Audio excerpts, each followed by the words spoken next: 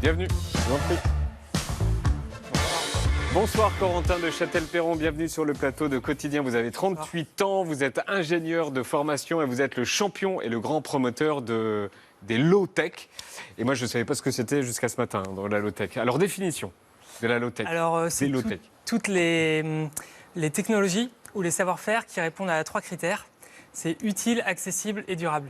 Utile, accessible et durable. Alors, utile, ça veut dire que ça répond à des besoins de base comme l'accès à l'eau, l'énergie, la nourriture, le recyclage des déchets, etc. Accessible, c'est la différence avec les high-tech, c'est qu'on peut les fabriquer ou au moins les réparer un peu partout dans le monde. Et durable, il n'y a pas... D'accord. Donc en gros, sur ce plateau, il n'y a rien de low-tech. Ça a l'air plutôt high-tech autour là, ouais. Non, il n'y a rien du tout de low-tech. Si vous voulez, je passe une petite semaine ici et et vous allez voir si vous allez la vivre. Alors, ça fait 5 ans que vous naviguez à bord du Nomade des mers. C'est votre bateau qu'on voit là. On va visiter le bateau. Il y a des éoliennes, il y a des panneaux solaires, il y a des serres, il y a des plantes en culture hors sol, il y a une machine à pédales, il y a un four solaire, il y a des toilettes sèches. Donc, vous pouvez partir sur votre bateau et puis ne pas avoir en autonomie totale ou à combien ? En fait, en général, on est 4 ou 5 sur le bateau et on ne peut pas, sur une surface aussi petite, être complètement autonome. Mais par contre, on teste à petite échelle tous les systèmes. Parce qu'en fait, le principe du voyage, c'est de trouver des inventions low-tech un peu partout dans le monde. Donc, on en a trouvé une 50aine depuis 5 ans avec le bateau. Et après, il y a toute une équipe aussi à terre qui fait ça sur d'autres continents, etc. Et on les teste tous à bord, ces systèmes-là. Enfin, d'abord, on rencontre les inventeurs, on teste tout à bord et ensuite, on les documente, on fait des tutos pour qu'ensuite d'autres puissent les répliquer. Et donc, sur le bateau, c'est que des petits systèmes qui permettent de les tester et de les éprouver et de les documenter ensuite. Donc, par exemple, le système de plantation là qu'on voit sur les images, il hors sol. Ouais, c'est hors sol et ça recycle les eaux grises du bateau grâce à des bactéries qui nourrissent les plantes. Ça, on a documenté ça à Singapour. Et bref, ce que je voulais dire, c'est que donc, en fait, ce système-là, il permet c'est pas hors d'être... sol comme ça. Il y a la plante qui est plantée dans la terre, c'est hors sol. Et après, il se passe quoi ? Il y a des bestioles qui arrivent. C'est des billes d'argile ou de la fibre de noix de coco. L'eau coule en circuit fermé. Ouais. Donc ça économise, ça utilise seulement 10% de l'eau qu'il faudrait si on cultivait en terre. Et puis ça permet de faire pousser des plantes soit en ville, c'est sur des toits à Singapour qu'on a documenté ça, ou sur un bateau, ou chez vous, sur votre balcon. Et donc l'eau circule à travers les racines. Et dans un bac, il y a des bactéries qui vivent. On met les eaux grises dedans, mélangées avec de l'eau. Les bactéries, elles transforment les eaux grises en nutriments qui vont, à travers les racines, nourrir les plantes et les plantes grandissent, etc. Alors, parlez-nous des mouches soldats noirs. Alors merci, parce que c'est un exemple que j'adore. Ah mais tant mieux. Mais de rien. Allez-y. On voit une petite larve que je trouve super mignonne là. Ah oui, c'est vrai qu'elle est très mignonne. Et en fait, on a documenté ça en Malaisie. À Kuala Lumpur, et en fait c'est la mouche qu'on voit là qui a une particularité, c'est que la larve, vous savez qu'avant d'être mouche, c'est une larve, ouais. Et la larve transforme très rapidement tous les déchets organiques, mais vraiment très rapidement. Vous faites une tête, mais ça me dégoûte. Mais quand on vit avec, après on trouve ça super sympa. Et surtout les services qu'elle rendent, parce que donc elle mange les déchets organiques du bord. Et elle transforme ces déchets organiques en compost, qu'on voit là, qui est un super bon compost, pour après cultiver des plantes à la place d'acheter des engrais. Ouais. Et les larves, on les récolte et on peut les donner à manger à des poulets, à des poissons. Nous, à bord, on a un élevage de grillons comestibles. Et donc, on leur donne à manger. Grillons comestibles. Et donc, nous, on fait ça. Nous, on fait ça. Je vous inviterai sur le bateau, si vous voulez. Nous, on fait ça à petite échelle, donc pour les déchets organiques du bord. Mais à Kuala Lumpur, c'était pour traiter 300 tonnes de déchets organiques par jour. Et donc, ça permet non seulement d'éviter que des déchets organiques soient enfouis, mélangés avec des déchets plastiques, ou alors incinérés, ce qui prend beaucoup d'énergie. Et en plus, ça crée du compost, ça crée des protéines et des lipides pour des élevages d'animaux. Et donc, mais à grande échelle, ça pourrait être utilisé. Par exemple, je sais pas, dans des décharges, par exemple, on pourrait utiliser ça pour... Ouais, et puis en plus, c'est une mouche qui est présente dans plein de pays du monde. Même en France, en été, on peut en trouver. Et donc, ça commence à être utilisé autant à petite qu'à très grande échelle. Et pour moi, c'est un bon exemple parce que c'est exactement le type de savoir-faire qu'on essaye de diffuser via nos tutos pour qu'ensuite des gens comme vous, qui s'intéressent aux mouches ou à d'autres des low-tech, puissent tester à petite échelle et le faire, si on veut, à grande échelle pour résoudre les problèmes d'une ville ou d'une région. Le frigo du désert. Ça, on a vu ça au Maroc. C'est une vieille technique, mais qui a été aussi... Ils n'utilisaient pas ça, les Romains ?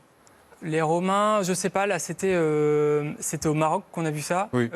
Mais peut-être. Ça doit être, je pense que je me fie à vous plus qu'à moi. Je connais pas tout l'historique, mais en fait, il y a des nouvelles versions qui ont été faites par des Indiens, par exemple, Mythicool, qui sont plus ergonomiques et tout ça que. Enfin voilà, on ne vit plus comme les Romains. Ouais. Donc il y a des améliorations qui ont été faites avec les matériaux.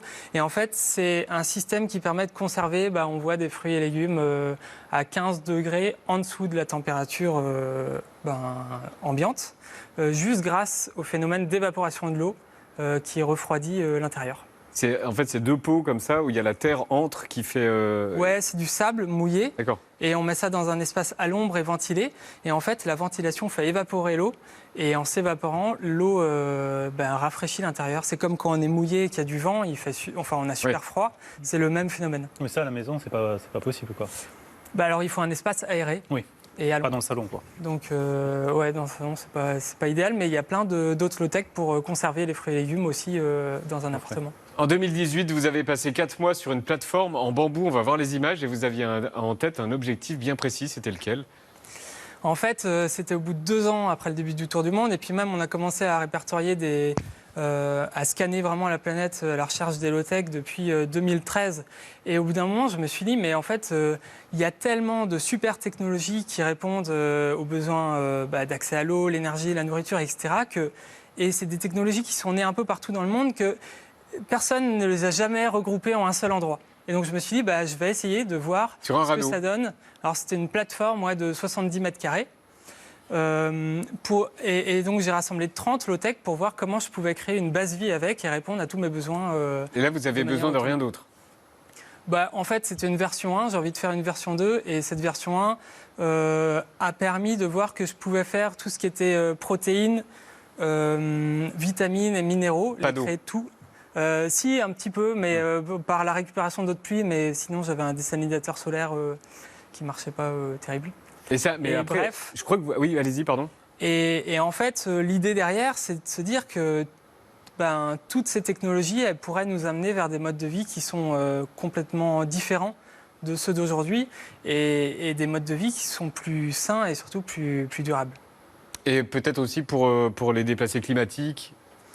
C'est ça ? Ouais, éventuellement pour des gens qui sont sous contrainte, mais pas que des gens qui sont sous contrainte, parce qu'on peut, avec toutes ces technologies qu'on a découvertes aux 4 coins du monde, repenser complètement et pour tout le monde notre manière d'habiter la planète. Y compris dans les grandes villes.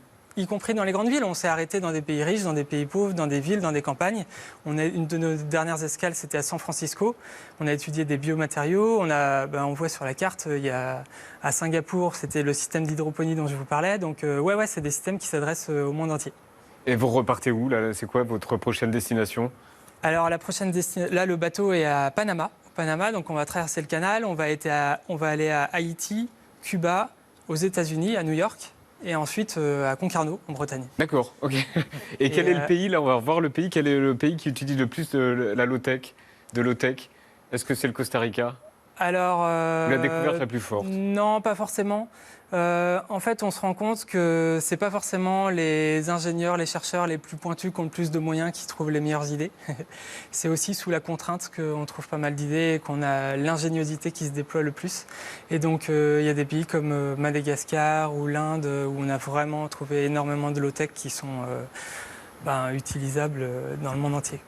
Et petit à petit, et c'est aussi pour répondre à votre question d'avant, c'est que ça intéresse de plus en plus de gens, l'innovation low-tech. On comprend qu'il n'y a pas juste une voie high-tech il n'y a pas qu'un futur high-tech possible. Et ça intéresse de plus en plus de gens. Et du coup, il y a des low-tech labs. Donc, le low-tech lab dont je fais partie, c'est basé à Concarneau. Mais il y en a plein dans d'autres villes de France. Il y en a un d'ailleurs pas loin d'ici, à Boulogne-Billancourt, qui se crée et des groupes de gens se rassemblent pour voir comment est-ce que localement, ils peuvent trouver des idées dans le monde entier via le réseau, mais pour les appliquer dans leur région. Bon, mais moi j'ai J'ai compris. Et donc, vous avez compris pour votre studio, vous pourriez faire quelque chose. On va faire quelque chose en low-tech, je vous promets. Et la prochaine fois, vous reviendrez quand vous aurez fait, après votre prochain voyage. Une volière à mouches, un D'accord. compost, Vous aurez les toilettes sèches. plein de mouches partout. Merci beaucoup, Corentin de Châtel-Perron. On peut suivre vos aventures low-tech à bord du Nomade des mers sur le site arte.tv. La saison 2 est disponible jusqu'au 9 mai. Et le livre Nomade des mers, c'est chez Arte Éditions et EPA. C'est ça EPA, ouais. EPA. Ok. C'est ça. Merci beaucoup, Corentin. À bientôt. Merci.